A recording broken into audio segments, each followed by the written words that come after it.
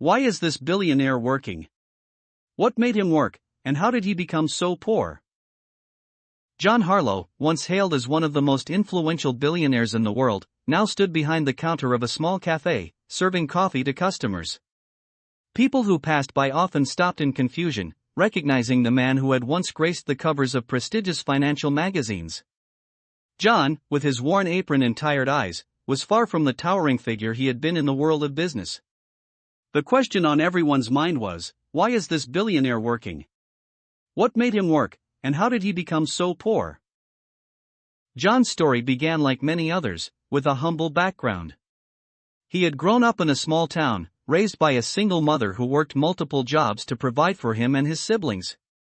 From a young age, John showed an interest in technology. He spent hours disassembling and reassembling gadgets, always curious about how things worked. His passion for innovation grew, and after graduating from a top university with a degree in engineering, he entered the tech world with boundless energy and a dream to make a difference. In his early 20s, John founded a startup that revolutionized the way businesses handled data. His company, Harlow Systems, offered unprecedented solutions to managing cloud storage and data encryption. Within 5 years, his technology became a standard across industries, earning him his first billion.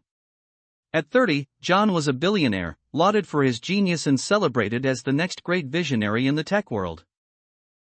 However, John's ambition didn't stop there. He expanded his empire rapidly, buying into industries far beyond tech. He invested in real estate, energy, entertainment, and even space exploration. The world watched in awe as John's net worth grew exponentially. He became a household name, attending high-profile events, rubbing shoulders with political leaders and celebrities. But behind the scenes, cracks in his empire were forming. John had always believed that risk was essential to success. His investments were bold, often unorthodox, but that was how he had made his fortune. However, as his wealth grew, so did the stakes. He poured billions into ventures that were either ahead of their time or poorly managed. His space exploration company, for instance, faced technical failures and regulatory challenges. His real estate investments suffered during market downturns, and several of his entertainment ventures flopped. One of his most significant financial blows came when he decided to enter the cryptocurrency market. John, ever the believer in future technology, invested heavily in several blockchain projects. However, the volatility of the market proved to be his undoing. When the bubble burst, John lost billions overnight. His reputation began to falter as critics pointed to his reckless investments. Despite these losses, John remained confident. He was a man who had built his empire from the ground up, and he believed he could rebuild it. But fate had other plans. A series of personal misfortunes followed. His mother, whom he had always credited for his success, passed away after a long illness. Her death left him devastated, and for the first time in his life, John felt truly lost. He withdrew from public life, focusing instead on trying to stabilize his crumbling businesses. But the world of business is ruthless. As John's companies faltered, investors lost faith. Shareholders demanded change, and soon, John was ousted from several of his own companies. Lawsuits piled up, and debts began to mount. The media, once praising him as a genius, now portrayed him as a symbol of hubris. His lavish lifestyle, complete with private jets and sprawling mansions, was unsustainable. One by one, his assets were sold off to cover his debts. It wasn't long before John's personal fortune had dwindled to almost nothing. The man who had once been worth billions was now bankrupt. The final blow came when his mansion, the symbol of his success, was auctioned off to the highest bidder. John had hit rock bottom. The cafe where John now worked belonged to an old friend, Mark, who had been with him since his startup days.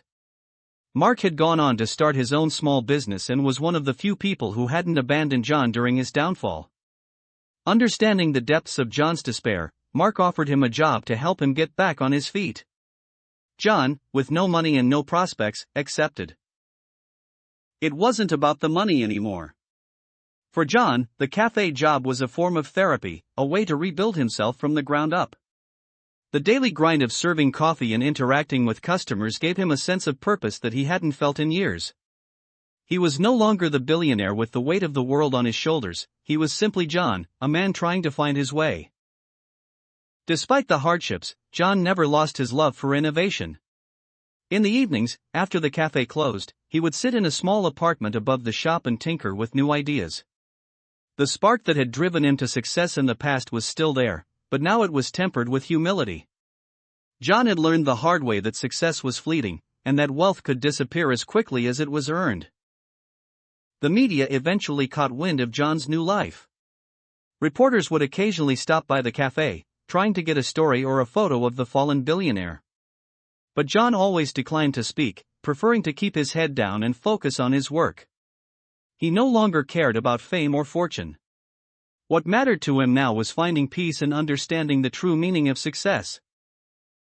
As the months went by, John slowly began to rebuild his life.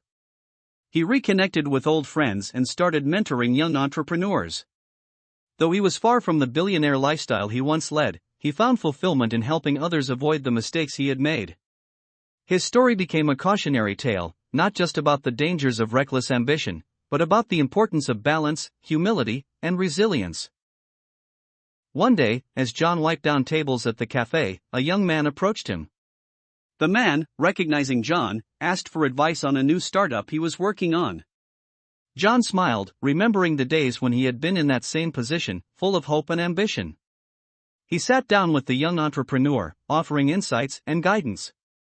It was in these moments that John found a new kind of wealth, the wealth of experience and the joy of helping others succeed.